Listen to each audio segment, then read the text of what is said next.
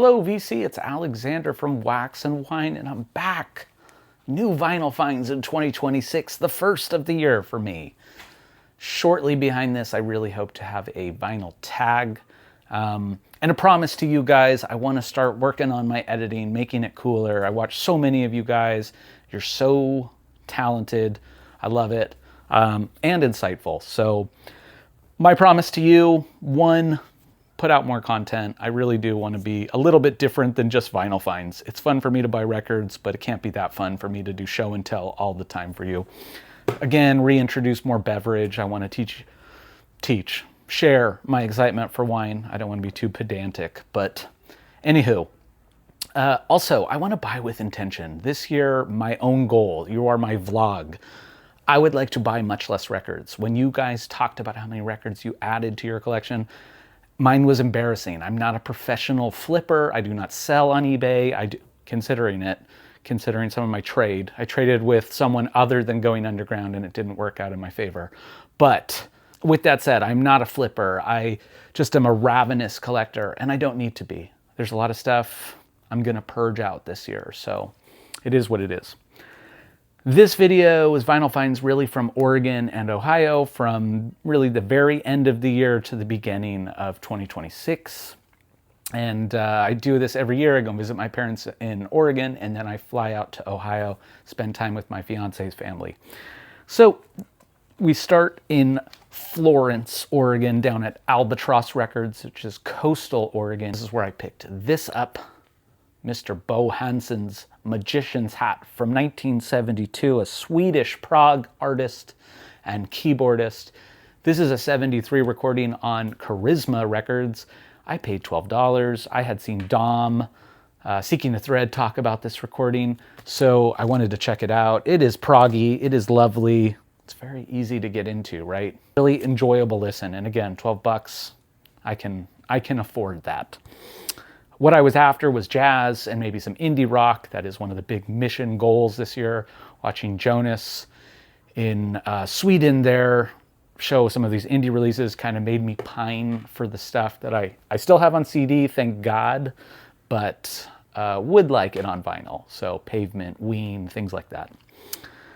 Found this in their jazz section, a fantastic guitar player, Melvin Sparks. This is called Sparklin' off Muse Records. I paid a little bit more than the Discogs median at $35, but it is a pristine copy. This is an excellent disc. This features him with Noel Crick on piano, my favorite, Buster Williams on bass, and Idris Muhammad on drums. Very straight ahead, technical kind of playing, a little bit soulful, but really, really good stuff. Did a lot of thrifting between both. Didn't leave with anything in Ohio from the thrift store. Only left with one record in its entirety in Oregon. I went to many Goodwills, other thrift stores, and what I was met with were lots of people combing the section before I got there. Totally fine. I have a lot of recordings. I don't need more stuff. I'm just looking for things. If I can find something for cheap, would love that. Found this. This was actually on my Discogs want list. 1970 Season for Love off RCA Victor. Boom, center orange label there, love it. But yeah, very clean, no joke. It's like a hard VG++ copy. The jacket is like VG+, there's a little flaking on the spine, but $3.99 and no tax in Oregon, we love that.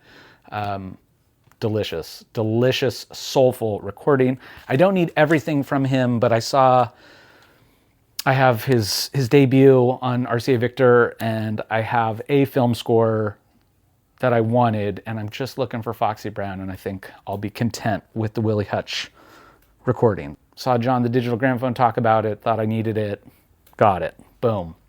All right, from there we went off to Ohio rather, to meet up with my fiance and then her parents, and she took me to Shake It Records. So rented a car, went down to Shake It down in Cincinnati, Ohio. Shake It is a fantastic record store. It's old school. It's got 2 floors, just peppered full of good stuff.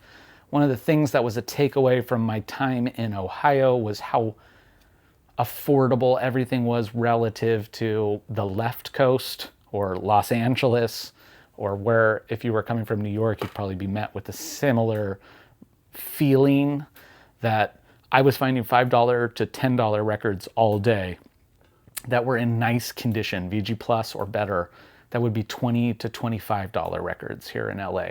So it was nice. I spent a lot of time downstairs where their jazz was, also country. I found this, a record label I'm very much after. There's some beautiful recordings on here from Chico Freeman that I have. And so I wanted to see, there's a Cecil McBee record that I've wanted for a while, and obviously a Pharoah Sanders record, but let's not kid ourselves. I don't know if I'm ready to spend that kind of money. Now, this was a professor at UCLA when I was there in the music department, and this record, although I was super excited to grab it when I found it, a little too academic, feels like chamber music, but in this new school way, and I'm not really looking for kind of newer classical kind of stuff. I want more jazz, more soul jazz, more of that. So I don't know if it's going to survive, but at the time, boy, was I pumped. Very good price. They had a bunch of cool stuff in there. Dave Burrell records, all kinds of cool stuff. Found this. This was also on my want list. One of my favorite record stores here in LA has this same recording in the bins for $50 right now. I paid $15 for Mr. Charlie Hayden, the wonderful bassist. This is Liberation Music Orchestra. Him with Don Cherry, Dewey Redman, Paul Bley, all the players. It's an original copy. The record, I swear, is in excellent shape. I think I was given a deal because of the ring wear, and then there's a kiss of splitting happening here at the seam. But look, you have Carla Bley making the arrangements. Very happy to have that. Thicker orchestral textures, and then just kind of a more avant-garde jazz attack. Really enjoy that record. Then we went upstairs, and now I'm burning out my lady's time. She's losing patience. I went and hit kind of their little vault section, which was just stuff you could thumb through. And I found a record that I have never seen. In about 20 years of digging for records, I have never seen this on vinyl in a record store. Electrolane, the 2004 UK press of The Power Out. I have my CDs that I spun. Definitely this is a quartet out of Brighton, England rather. These women kick serious caboose. This is a terrific album that was produced by Steve Albini, so you got those really raw, edgy drums happening. These are burners. You know, there's this kind of vibe that you get, like this build-up and tension, and then these really beautiful lyrics and vocals over the top. Oof, that's a lovely record. Came in under the Discogs median, and when I bought it, even though they had some incredible stuff that I wanted on the wall, the gentleman who was ringing me up said he almost thought about keeping that recording because he had never seen one himself. Went to one other record store. First, we went to Rheingeist. Amazing, amazing brewery there in downtown Cincinnati in a historical area and a significant brewing location. 2 stories. I think there's probably multiple stories. But we went in, got a couple beers, just kind of sat and enjoyed the space. Again, we were around holiday time, so we had a little train circling overhead. It was really, really wonderful. I really liked that experience. Then from there we went to Everybody's Records, and Everybody's Records was another really great store. It was upon recommendation, plus Claudia had done some research for me. Could have left with a bunch of records, and instead I only left with one. Another one that was on my Discogs want list. This is Con Alma. So 1965 recording from Charles McPherson, the alto sax player. He is featured with the great Clifford Jordan on tenor sax. You have Barry Harris on piano, George Tucker on bass, and Alan Dawson on drums. Straight ahead jazz. That is really kind of my favorite stuff, and I've always loved that cover. Didn't score at the thrifts, wanted to, tried the St. Vinny's. I tried one other record store on my own. Didn't leave with anything. Then I went to Half Price Books. So one of the Half Price books was terrible, and it had essentially dollar records at $5.99. So that was unfortunate.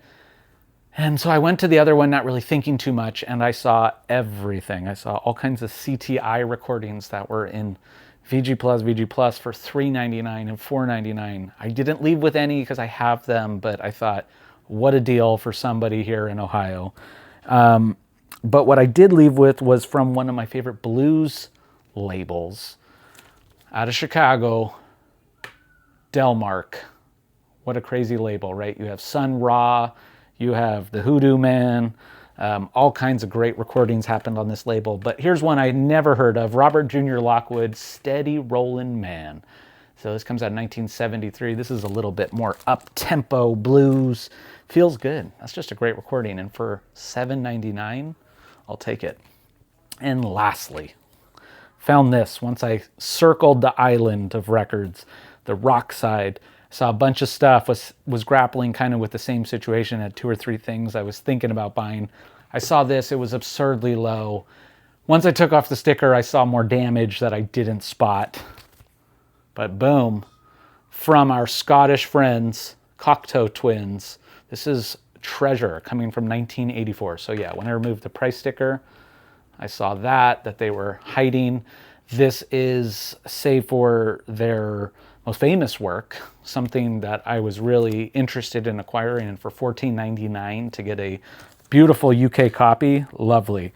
And on the A side, you have Pandora for Cindy, which is exactly what I'm listening for when I want to hear the Cocteau Twins.